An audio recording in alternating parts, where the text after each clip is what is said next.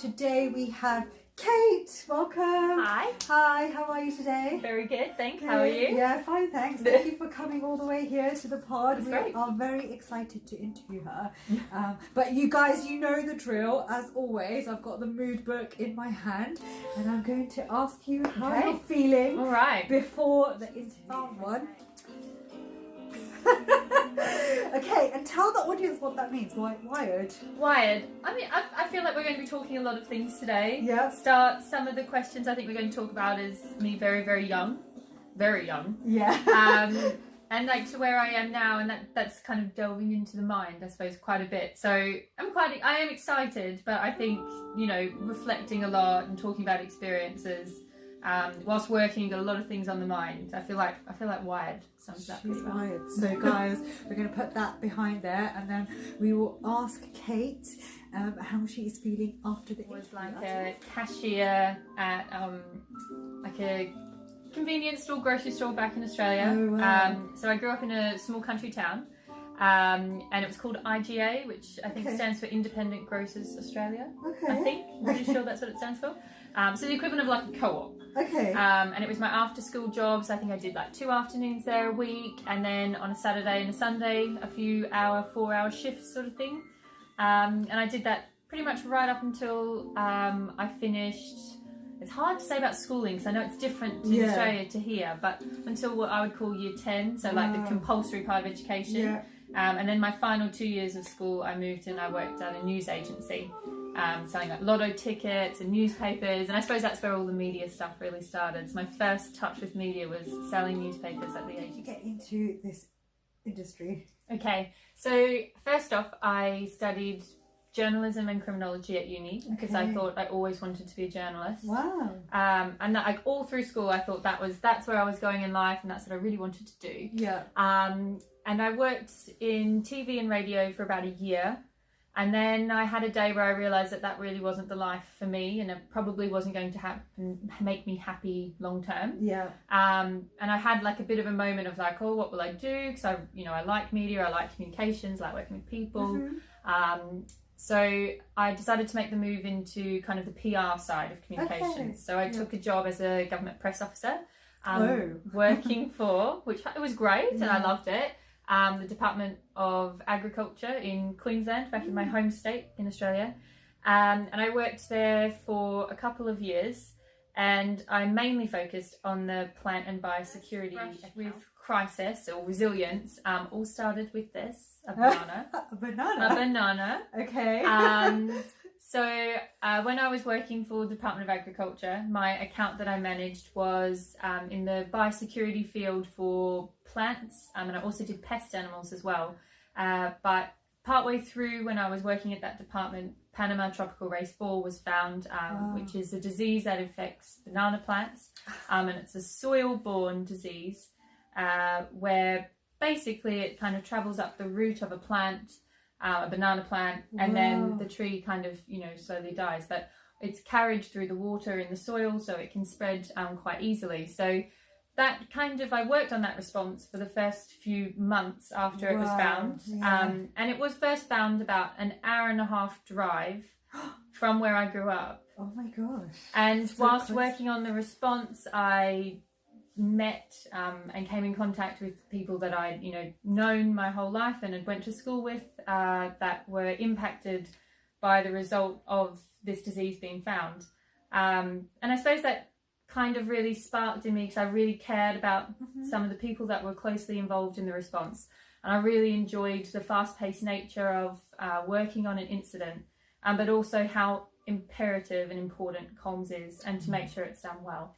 So that was my first brush with it. And when I went back to my normal government press officer job after working on that response, I felt it just didn't feel the same. I felt like I found something I really, really liked. And I think I always knew I wanted to move to the UK for a couple of years to try something new, living in a new place. Industry. Have you faced any challenges because of that? I wouldn't say any big challenges, no. I suppose reflecting, I have been into quite a few meetings where I notice that I am the only one. Okay. Or I am maybe one of 2 or 3 women in a room of 40 or more people. Which doesn't necessarily matter, and I've never quite felt these days. that really has impacted me or impacted the way I work or how I feel, but I do notice it. Which I think actually over time, I think, you know, that will change. If I'm honest, going through like some networking recently, I'm meeting more and more women in this industry that I didn't even know were really working in there. I think in my mind, I thought that there was less women in the resilience industry than there probably is, if I'm honest. But I think it's really encouraging that I'm meeting more and more people that are involved and at a senior level. What are some of the key tips for crisis management professionals? I think the main thing that I've learned is that you constantly have to be learning. So you constantly need to be involved in networks of people from different industries but in the same sort of sector. So for example, we met at the resilience kind of networking event, and that's a little bit different to crisis comms of what I specialise in. But actually when we had discussions, we realised that we've got more things in common than not. And by having those conversations and building those relationships professionally in networks, we actually can learn a lot from each other. And you get to go and listen to guest speakers who talk about, you know, what they're doing and what their area of expertise is and the things that they've noticed that have changed. So I think that would be one piece of advice, is to A, join a network, but B, be open to looking for other networks that are popping up or are available, to constantly be around like-minded people that might be a little bit different that you could learn from. And I suppose secondary to that is constantly reading. So Twitter is great for this because you can follow lots of people and then see who they're following and what they're talking about. And then you can start to follow, you know, like-minded people, publications that, you know, publish on Twitter or discussions and threads that are happening, and constantly learning and keeping up to date with things that are new, because particularly in the digital world, everything changes so much. So, you know, 3 years ago would be completely different to what we're doing now, and how people have handled an incident or what they would do, you know, as common practice and best practice today would be completely different. So if you're not learning or keeping up to date with things, then you're going to be a little bit left behind. Quite right. So I think that's the main thing, is networks and reading. And reading, we love those things. So here on the pod. Okay, so just picking up on that part, when you say that things have changed from the way we deal with crisis comms 3-4 years ago to now, are you able to give us an example of what that might be, and to the audience who might not know much about it? So I think actually what it really boils down to is our expectations and perception of social media and the way that we use it has changed in that time. So going back, you know, 4 or 5 years ago, social media was, you know, a nice to have place where, you know, you might share, collaborate ideas with people that are probably in a close network of friends or colleagues, and you might follow, you know, certain businesses for marketing purposes because you really liked them. And from a business perspective, it was a really great marketing platform where you could put out lots of things about, you know, glossy pictures and all that sort of thing, about, you know, kind of push out of your message. Whereas now, I think that's changed and it's a lot more two-way. So people now expect, as a business, for your social channels to be exactly the same, if not more efficient than a call centre. So if I flying on an airline and it's cancelled and I need assistance, I should be able to tweet them and get a response back. You know, if it's not within an hour, it's going to get to a point where that doesn't meet my expectations. And that's not just me, that's anybody, that we expect social channels to be, you know, live and interactive and constant. So when we turn that into an instant response, that's what we expect. And all of those conversations and information sharing comes out of, you know, that social, digital, instant place. So I think that's the main change, is our expectations as, you know, community members of those networks, of what we expect back. And it is two-way. It's a discussion. It's not just you pushing your message as a corporate out to me and I receiving it and digesting it. You're then expecting a response back from me and I'm expecting a response back from you. I think that's a big thing that's changed, and that presents a challenge for companies because speed is something that still needs to be approved. So yeah. I send a question to you or I ask you something, and even though as the social media officer I might know the answer to that, I've still got to get that line approved by someone. Oh, do you? That's public. Yeah, in most cases. Yeah, of course. I just didn't really think about it like that. Yeah. Well, you know, it's got to be accurate information. Yeah, of course, you can't delete a tweet, you can't take it back. I mean, physically, yeah, you can delete a tweet, but once it's out there, anyone can take a screenshot of it. Oh, so yeah. a good example of that is that intern for McDonald's that they did a tweet when they were, I don't know if they were let go or their time had ended, and they put out a tweet about Donald Trump's hands. Don't know if you saw that. No. Like, if you Google it, gosh. Google image search is just full of this tweet. Like, wow. It's been deleted, but nothing's ever really deleted. Once it's there, it's there. So we need to be confident in the message that we're putting out. And that presents a challenge because we need to be speedy, but we also need to be accurate. Okay. And we need to be providing people with the right information in a timely manner. And that presents a challenge. So what we might have had for a media approval process, where a journalist might ring, ask some questions, we write a statement, we get that approved, send it to the press. There was probably a little bit more time there compared to what we need for social. So they can't be the same approval guidelines. We need to have a different process where we either empower our social media officer with accurate information and they can, you know, do a response that's conversational and timely. Yep. Or we have, you know, someone that's actually doing that role that has the authority to make that decision on their own, and we empower and we trust them. Which for some organisations, that's a big step. Yeah, because it's that control, isn't it? Yeah. Wow, like this is completely new for me, and obviously it's probably second nature for you, but that's when we're out there, we're expecting instant reply. It makes, as a consumer of anything, it makes me have a better appreciation for that. And that leads me on to the next question about, okay, the time is of essence here. So I've heard people say about the golden hour, and not the original medical term of golden hour, but how is that still relevant in crisis comms right now, because everything's so instant? I think in some cases it is, but I think in the digital point it's not. An hour is too long, but what we need to do in that first hour is, it doesn't mean that you can or you should be responding to everybody at once. Okay. It's almost, I would say, impossible to do that successfully. And that would take a lot of resources to go back to everybody individually. But what we need to do in that hour is we need to develop some kind of holding statement. So whether that's an initial tweet of where you're funneling information, and even that's just to say, you know, we're dealing with such and such, more information when we have it. To set the tone. So I think the point is with digital is you need to be seen as an authoritative voice early. So it's a massive vacuum of conversation. And if you don't insert your piece in there, you're going to be left behind. So before, the media would come to you for a line. They would give you time, a little bit of time at least, to develop that line and send it back to you. And then in their article, they would have people from, you know, the public, your line, their story, and it would all be in there together. Whereas now we've got to a stage where articles are full of tweets. Because that's what people see, and they're using witness statements. And if you're not in that conversation, then you'll be just left behind. No one's going to wait for you anymore. And it's really important, if you're an organisation that holds authority and that's your patch to be talking about, then it's so important that you're involved in that conversation, even if it is just at a holding line for the start. It's just so important.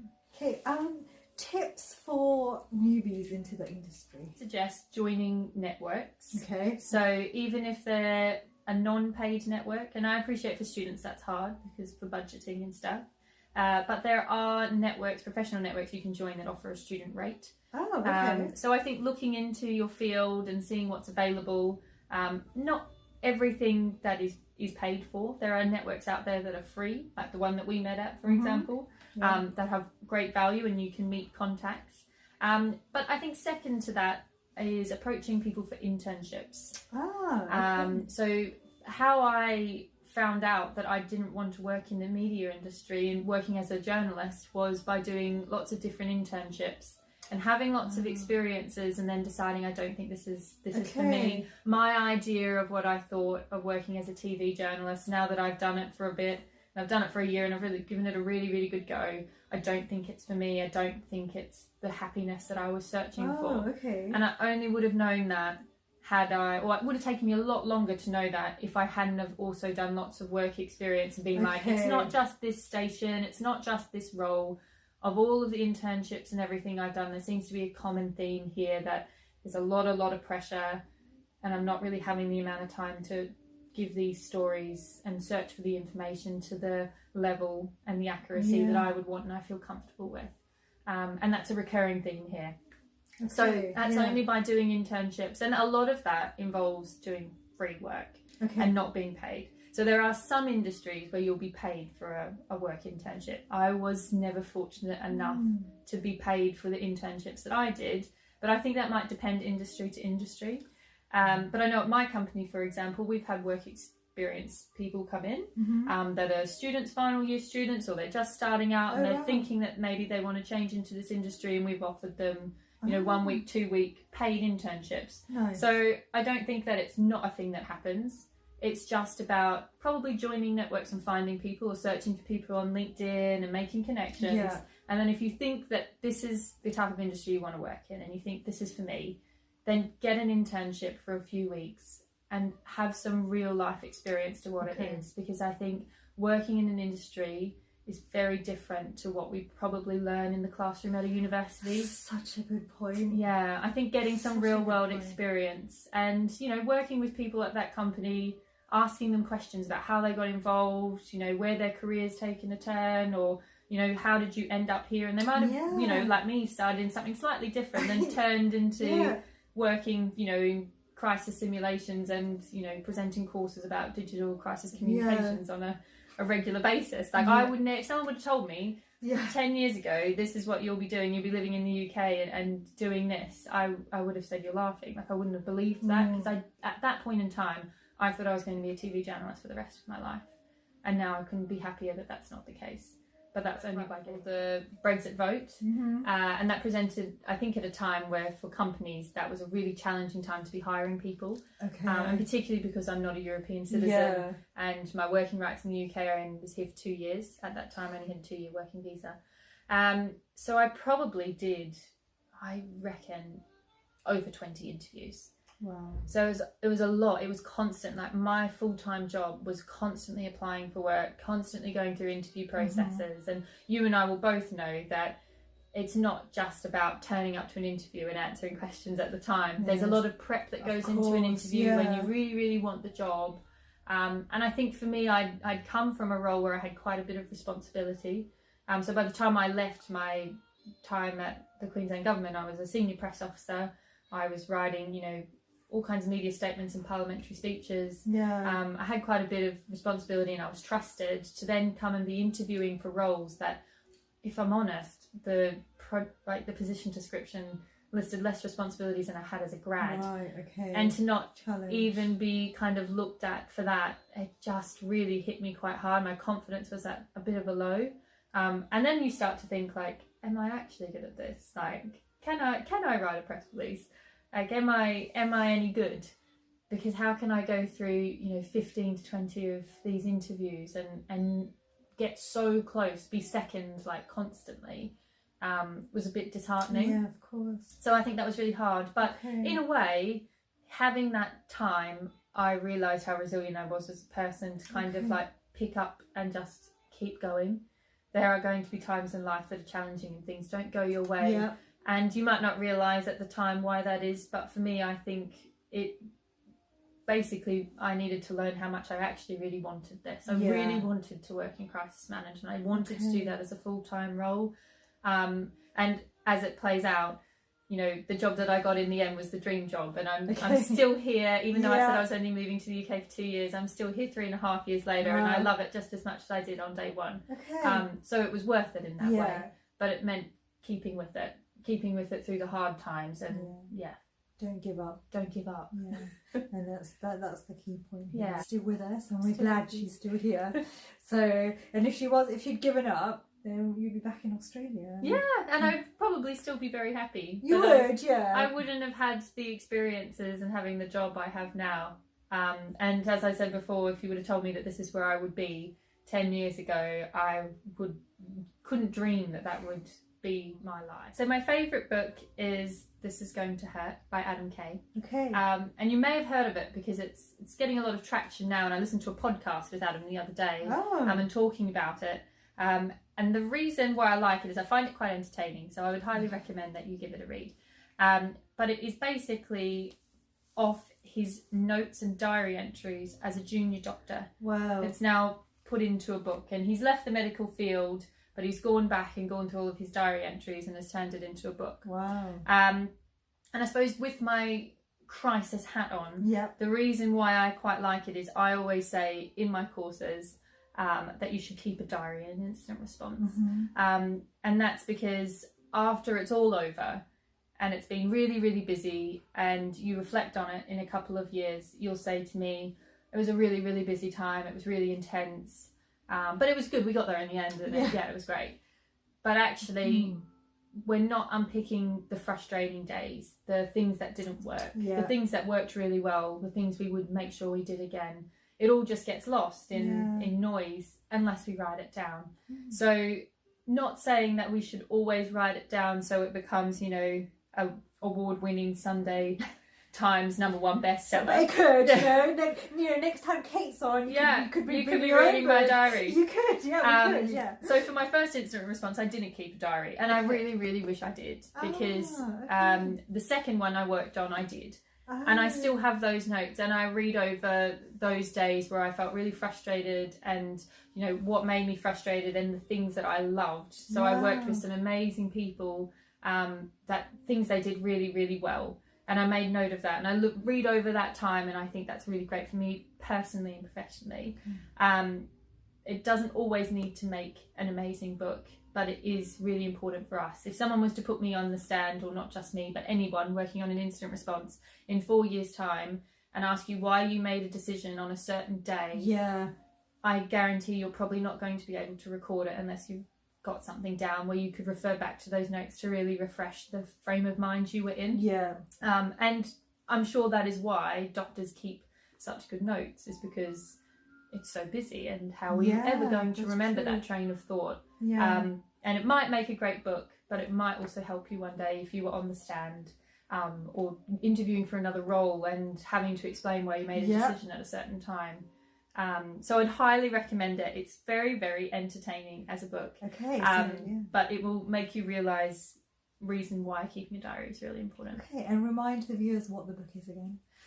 This Is Going to Hurt by Adam Kay. Get it. I think I might get a copy. Yeah, definitely. I'd highly recommend it. Interesting. A different twist on a read. So that's really good. Really good. You're welcome. Yeah, guys, if you've read this book, do leave me a comment and leave Kate a comment, because we want to see if anyone liked it. Exactly. So let's do that. Contact me and let me know your thoughts. So if we want to know more, because there's millions of things that you can learn from this amazing woman, where can our Resilience Pod viewers find you? I'm on LinkedIn. So free to connect, add me. And send any questions through. That's fine. Happy to answer. And I'm also on Twitter as well. At Kate_Rawlins_. Kate's got lots of articles published on LinkedIn too. So if you find her, you've got her in one place. But Kate is flicking through the mood book to see how she is feeling now after all the questions we've asked her. I, for one, am feeling really inspired, and I have definitely learned some interesting things, and I love the book recommendation, by the way. So and all the tips for the newbies, it's a must, and I actually wish I'd done that. An intention. Or something to get into the realities of work. So that's really inspiring. So thank you for that. So now, Kate, I think she's chosen her Fit for the Mood book and chosen. And how are you feeling now after the interview? I'm feeling quite chipper. Okay. Yeah, I feel like it's been a great day of reflecting and talking about things, and in a positive way. So I'm feeling really excited. This has put a spring in my step for the rest of the day. So thank you. Chipper for sure. Kate is feeling chipper. Yay! Thank you so much for taking the time and coming on the Resilience Pod. Thank you for having me. You're welcome.